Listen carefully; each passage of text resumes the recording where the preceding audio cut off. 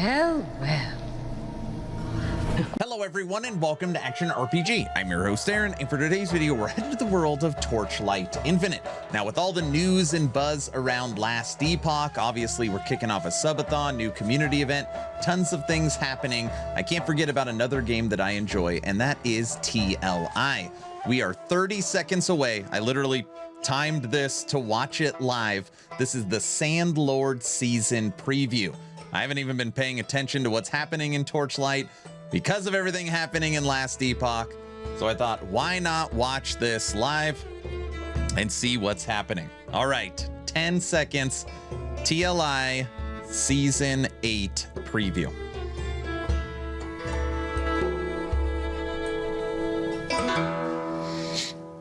Here we go. Welcome everyone to the Torchlight Infinite Sandlord season preview. I'm Andre, your community manager. The Arcana season brought some big shifts to the game. For the upcoming Sandlord season, we're building on that foundation without reinventing the wheel. We're mostly focused on improving some core endgame systems and adding significant new...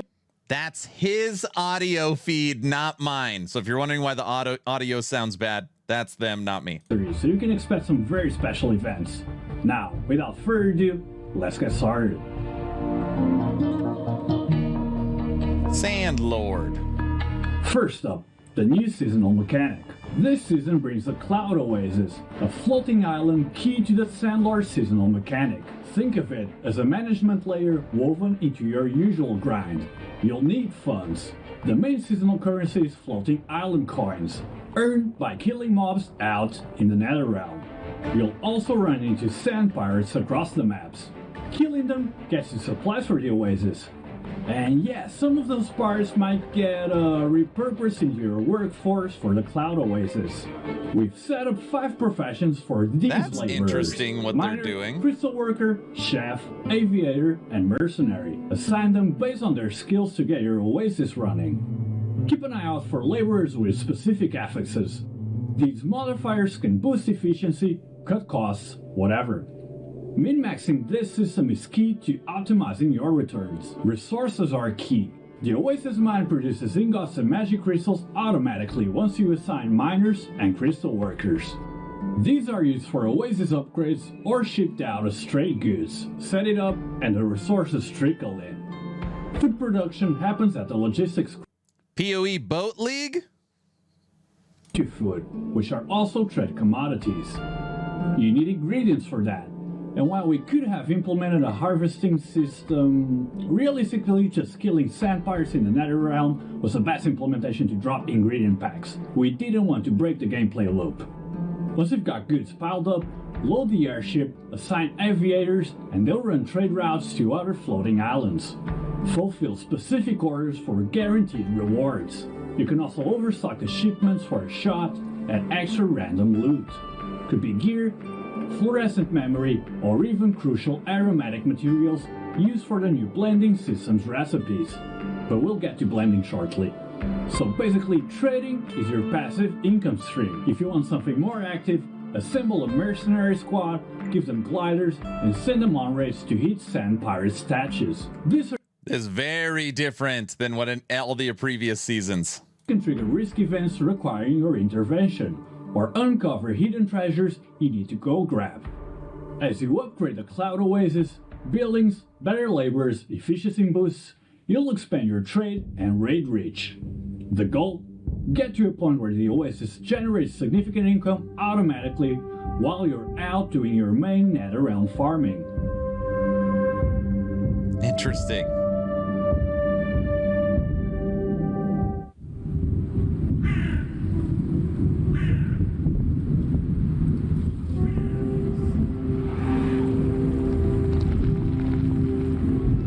Oh boy.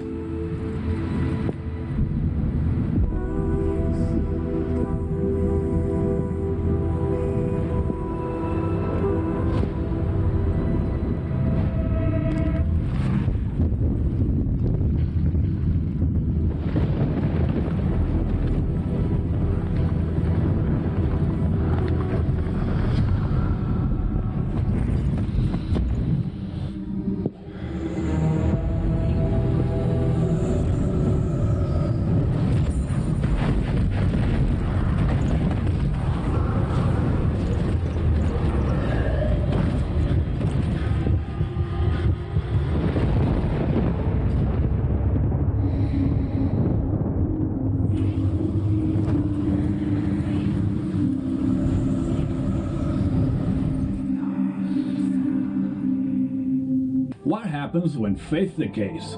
When the Oracle can no longer bear divine grace, the gods' gifts twist and their blessings become desecration. Introducing Thea's radical new trait, Blasphemer. This new trait completely flips the usual mechanic. Instead of stacking blessings, you reduce your max blessing layers. You convert the lost blessings into desecration, which inflicts continuous additional erosion damage on foes. Initially, desecration is single target focused, but trait points let you add AoE clear by triggering chain explosions on nearby kills. Further trait point choices let you specialize. Focus all that corrupting power onto elites by making desecration only target them, significantly boosting its potency against tough foes. Or spread fear by allowing desecration to affect multiple targets, ensuring more enemies face the terrifying power she brings. The desecrated build. Interesting. It's 0 max blasting layers and desecration transforms. Its erosion damage now scales heavily with the enemies missing HP, basically an execute. Plus, the potential blessings you sacrificed convert directly into your maximum desecration layers, greatly increasing scaling in the Blasphemer's path. Speaking of erosion damage, the entire system has seen a major overhaul this season. More on that later. Next up, blending. This is a new crafting system which allows you to add powerful affixes to belts. You get blending recipes and precious aromatic materials from the Sandlord seasonal mechanic. The kicker, you can add medium talents, core talents, and even specific hero trait points directly to any belt via blending affixes. Think about it, Anger Rehan could potentially add the split form trait point from Seething Silhouette onto their belt. That's ridiculous, come on. This is for huge life scaling via his imbue. That opens up the game for different build angles, like blood consumption builds that need massive life pools for life imbue. One obvious restriction, you can only use trait points from your own hero, no poaching allowed. Beyond standard talents and traits, there are also aromatic talents, unique build-defining aromatic affixes. For example, Comradeship lets your minions inherit your belt stats. Slap that on an Eternity belt, and suddenly your whole minion army gets that powerful effect. You'll need to hunt down the recipes for these throughout the seasonal mechanic. There's over 100 blending recipes to find through the... If Last Epoch has the best crafting, in my opinion, Torchlight Infinite would be number 2. Increased late game build diversity. Finally, a quick note from the development team. We know that adding a lot of systems like this with each season increases the learning curve for players. So now we're basically monitoring how everything is interacting, how each different mechanic is playing with each other, and whether the learning curve for players is too large. If we find that to be so, we may consider rotating in and out different seasonal mechanics or game mechanics in upcoming seasons. You know, mostly to avoid player burnout. Next up, exclusive support skills. This season has a ton of brand new exclusive support skills, bringing the in-game total to over 80. The aim is for almost every core active skill in the game to have dedicated supports. Also, any future skills will launch with theirs too. Let's take a quick look at a few of the new ones. For Sparkle, equipping the support skill Magnetic Field adds chain lightning that pulls enemies towards the projectile. Marked Rain of Arrows gets Hyper Blast. If you have Fixate up, a critical strike applies a mark. It detonates after a delay, dealing percentage life damage based on the skill's total damage during that cast. Carino! Big delay burst potential on crits. Hunting Abomination is back and reworked. Its Haunting Terror now deals on-hit damage and expands. Jeez. New supports. Hail Mary changes the multi-hit batter damage into one big hit. Feud ramps damage based on enemies killed. Lightning Beam. Ever feel like Lightning Beam's lightning orbs generate too slowly? Equip Aftershock, and a new lightning orb will spawn instantly when the previous one expires, ensuring constant uptime. Minions! Combine this with Reverberation, and the orbs generated by Aftershock won't count towards your lightning orb upper limit, allowing for potentially unlimited lightning orbs. Savage Charge. Tired of interrupting Savage Charge just to trigger Demolisher? The new raid support This is the one where you go offers blind. a much smoother experience. Go when blind. your channel stacks reach the upper limit, if you also have a Demolisher charge ready, Savage Charge will automatically unleash a Demolisher effect straight ahead without players needing to stop channeling. Finally, Wilting Beam's Reflection opens up interesting positioning options for builds. When players I cast can't see Wilting Beam, anything! this support generates an additional beam firing in the exact opposite direction. Next up, new legendaries.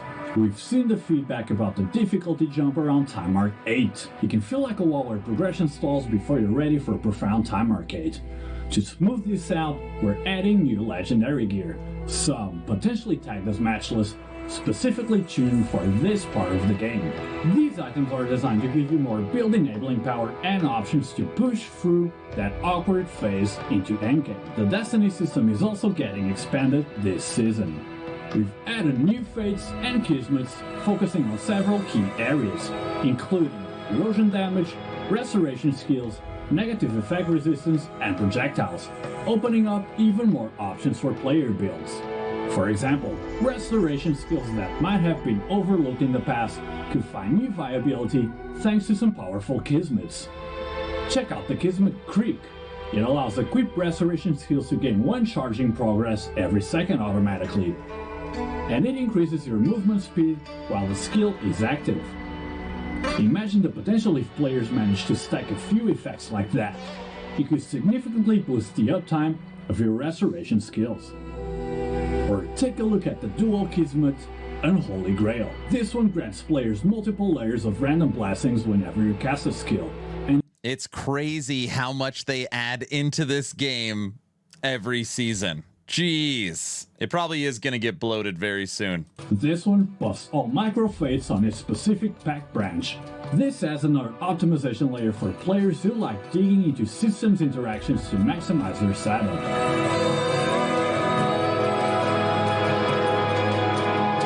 Next up, balance changes and core mechanics. First, let's go over hero balancing. We went over player feedback and we decided to address some traits that felt weaker in early and mid game. So let's take a quick look at some of the key changes coming this season. First, Rosa's trait High Court Chariot sees adjustments. Her early and mid-game trait nodes have been strengthened for a smoother start. We've also added a new damage-focused trait node, Divine Intervention, at level 60.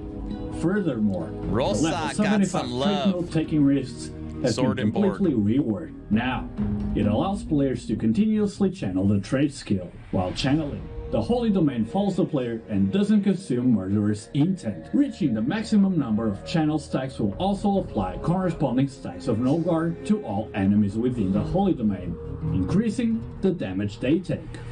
Yoga's Space-Time Relapse gets Space-Time Upheaval at level 45 for more offense. Level 75 Space-Time Curse is replaced by Space-Time Expansion. This increases duration for Twisted Space-Time, Space-Time Turbulence, and makes enemies in Turbulence count as being in Twisted Space-Time. This fixes anti-synergy with Space-Time Pause, which lowers duration but ups damage, giving Yoga more viable setups. Next up, Commander Model. Oh, We know players want self-destruct minion builds, but I often rely heavily on activation mediums.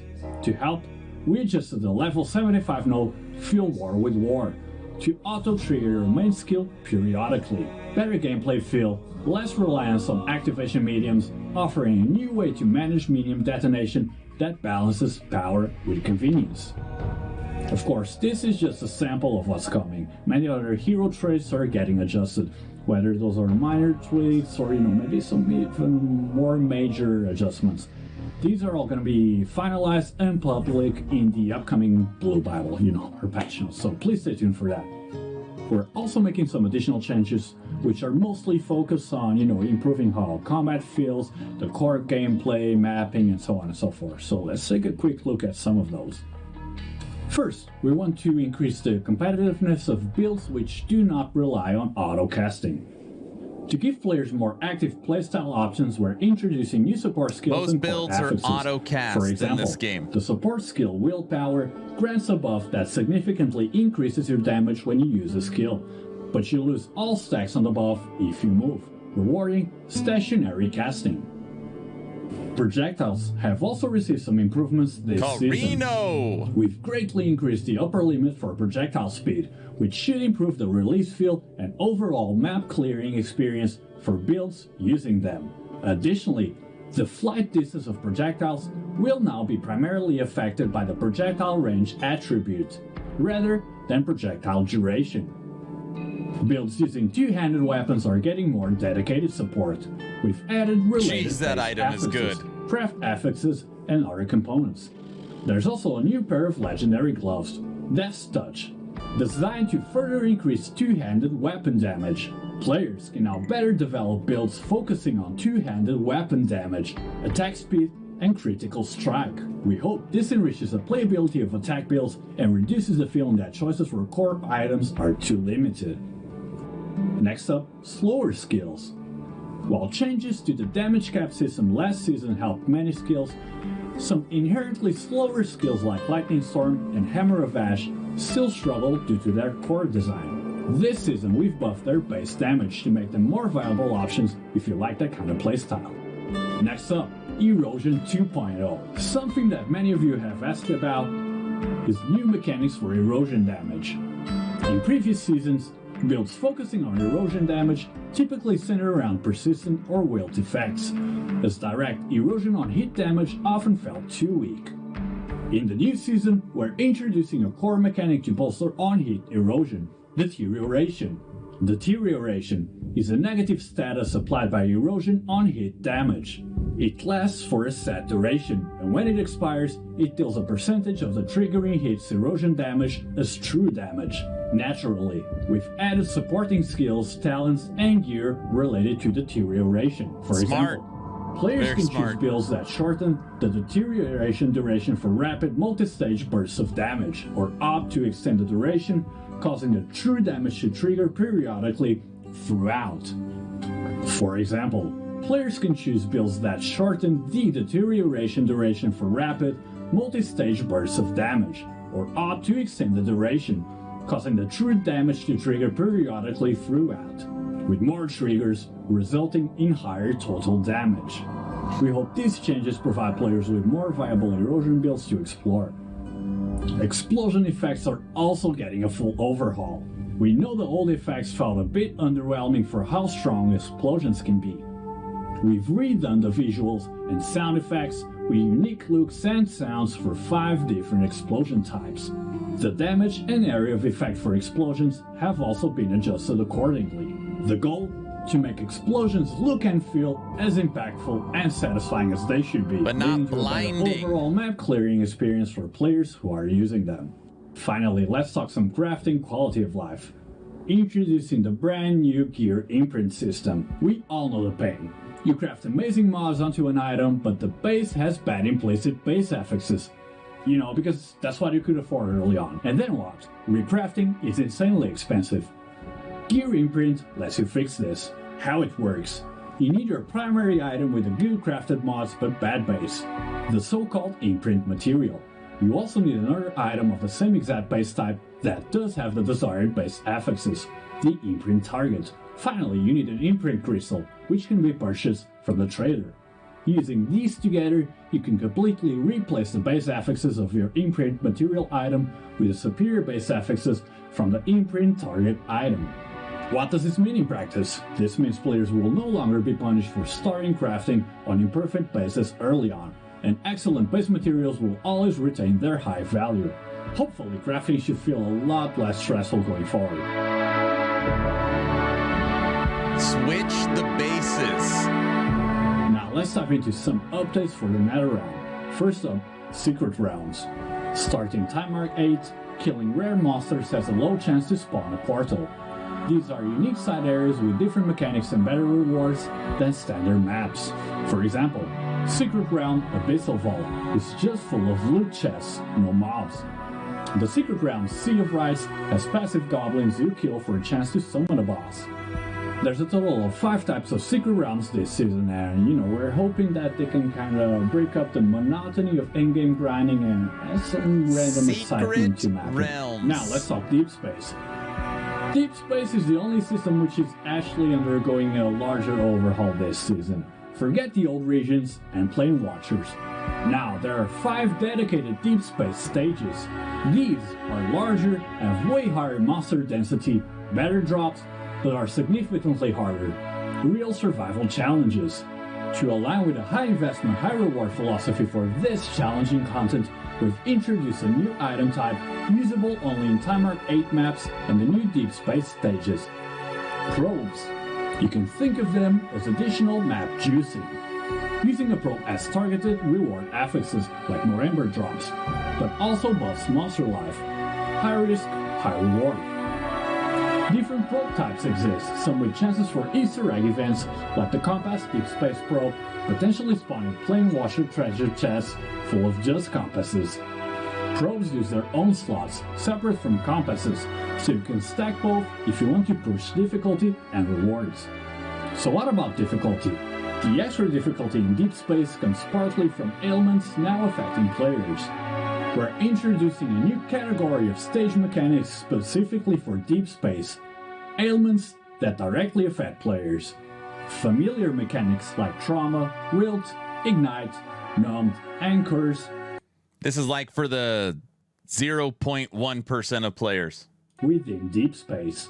For example, a special ignite called Scorch also reduces all your resistances.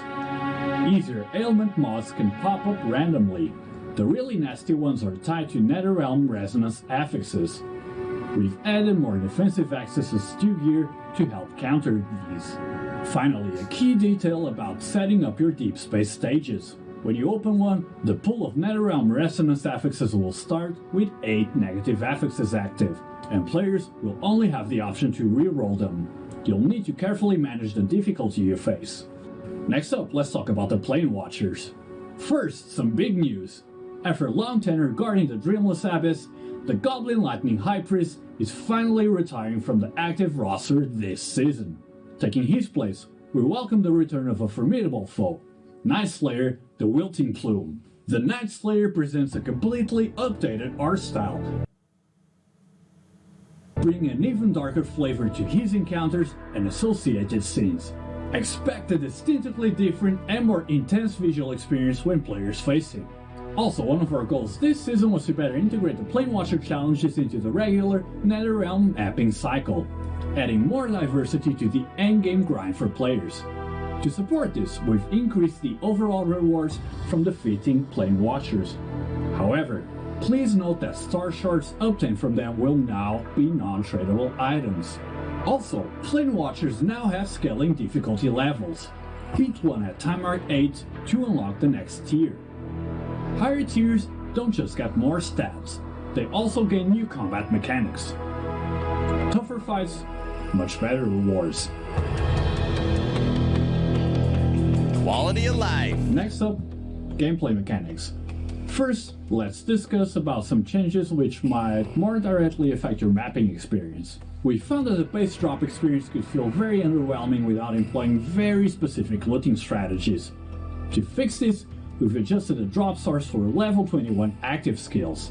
Players now have a chance to find these skills when defeating bosses in Time Arc 8 and higher stages. Additionally, Truth Ember has been changed to Truth Fossil.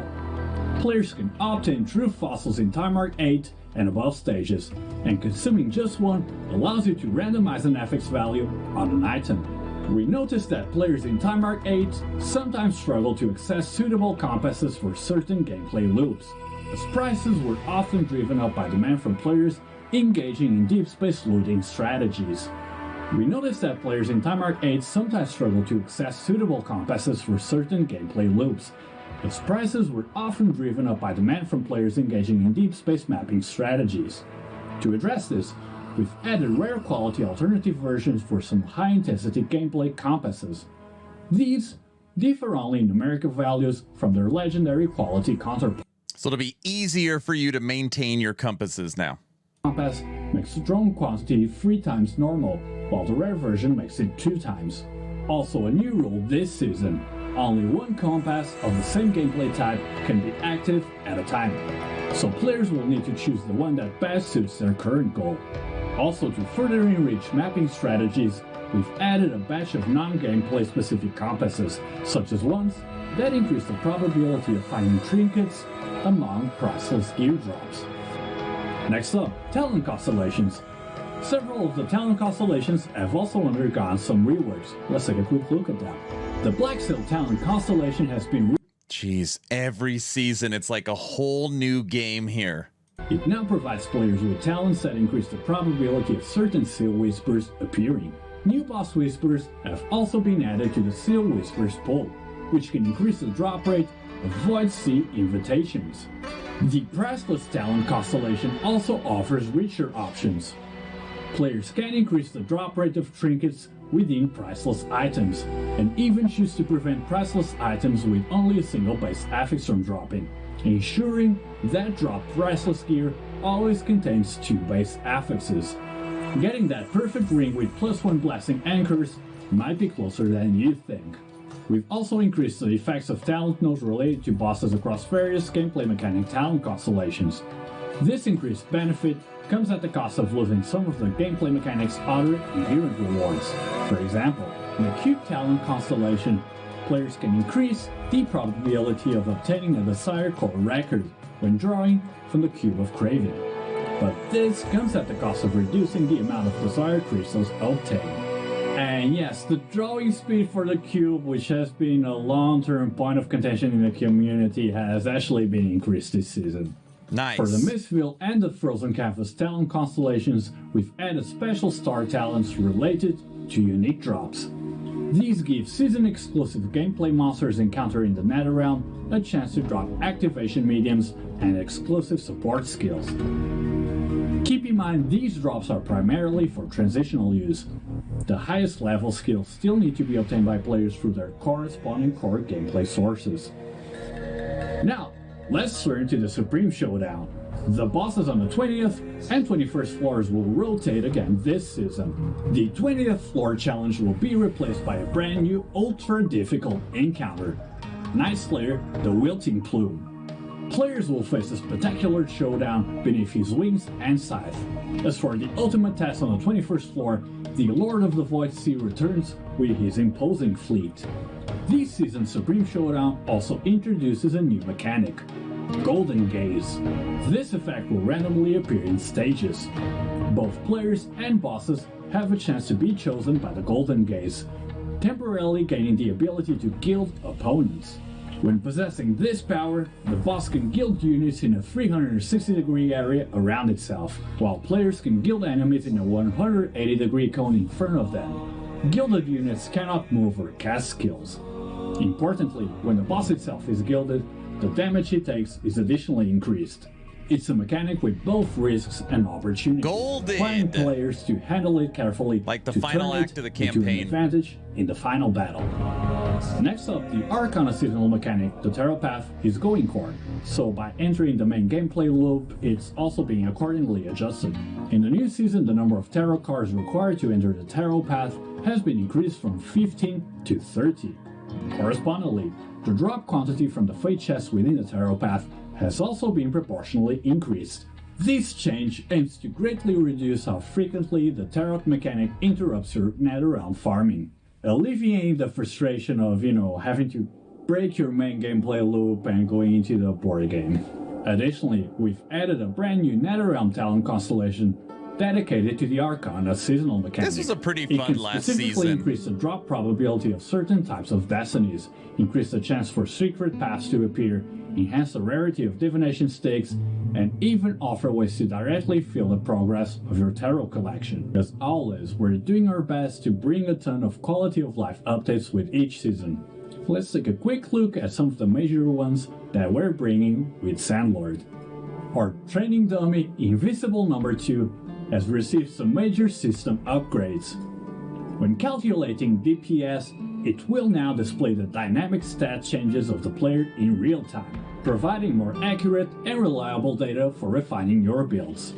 The dummy also gains a practical utility function. Players can now toggle a visual overlay centered on the dummy to see the actual in-game range of effects tagged as nearby and proximity.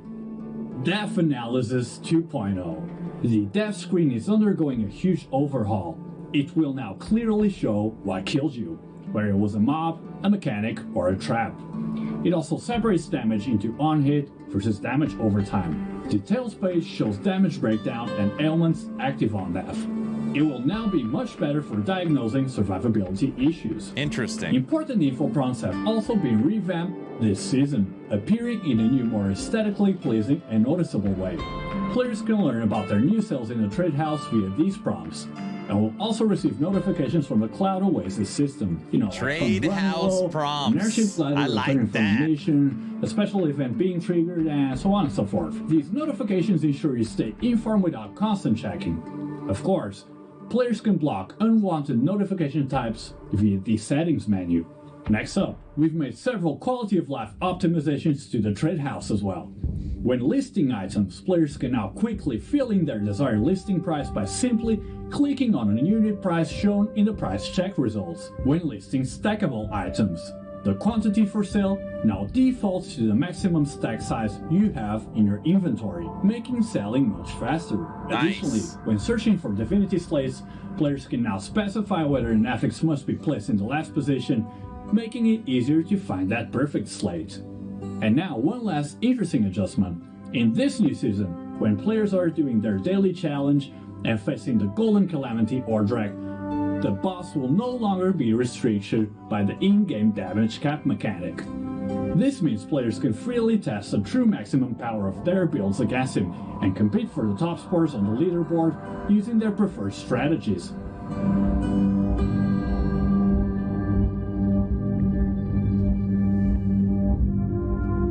Finally, let's go over microtransactions as well as some very exciting new events that we have coming your way. Alright, what do you got? First, get ready for the Wasteland Gold Rush event. Players can earn Gold Rush attempts simply by progressing through the game. Use these attempts for a chance to win various valuable items from the event, including Jagged Primos, Battle Pack Spirit Crystals, and even the grand prize, a Torchlight commemorative gold note. And yeah, we do mean real gold, like real life gold. But the events don't stop there. Believe it or not, CLI is turning too. And as a thank you to all of you for staying with us, we're also launching some very special celebration events. Players can claim a nice reward each day they log in during the event period. Legendary Pack Spirit After checking for in free. for all 7 days, you'll receive a legendary drop Pack Spirit selection pack, allowing you to choose any legendary Pack Spirit from the Frozen Canvas season or any previous season. We also have the Hope in the Sands active event. During this event, complete quests related to the Sandlord seasonal mechanic to earn points.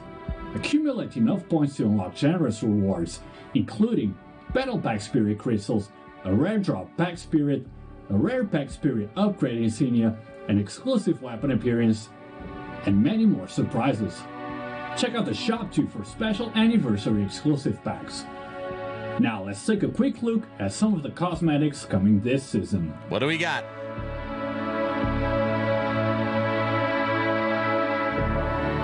Those are big wings. Jeez. What's nice is they're not over the top, you know?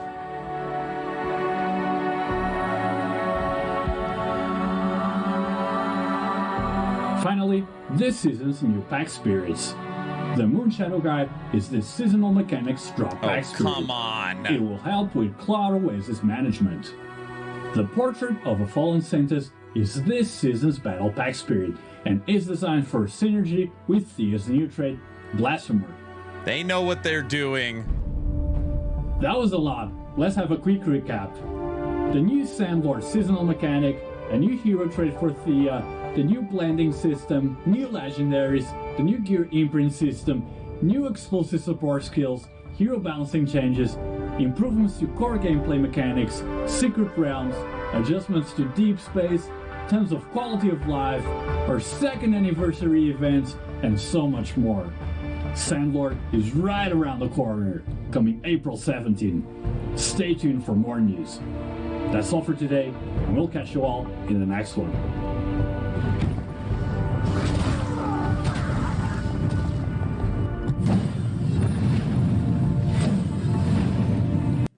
There you have it. And this isn't, by the way, this isn't a sponsored video or anything like that. I just like knowing what's happening in TLI, and I'm guessing this is a code that you can go put in the game to get a free gift for watching. Now, games that I normally show up for seasonally: Path of Exile 2, Diablo 4, Torchlight Infinite, and then of course our main game, Last Epoch. And Last Epoch takes precedent over all of them. We also play every season of Dwarven Realms and anything else that kind of pops up. Because this channel is not Last Epoch, it's action RPG, we kind of want to stay up to date on the entire genre. But the fact that this is unfortunately launching literally the same damn day as LE, we will not be taking part in this seasonal launch. I do plan on checking it out once we are done with Last Epoch, because I've always enjoyed this game.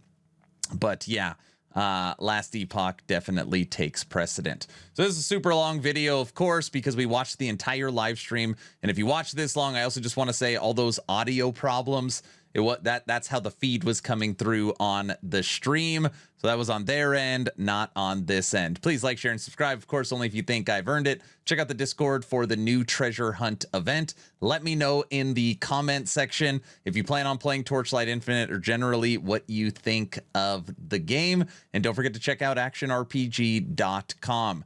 TLI definitely cooked with this update, but will it pull people away from PoE 2? Will it pull people away from Last Epoch? We've also got V Rising, Diablo 4, and No Rest for the Wicked Breach. Everything is going nuts in April. Will TLI be able to break into that market? Time will tell. Hopefully you're entertained, or at least learned something. Aaron, out.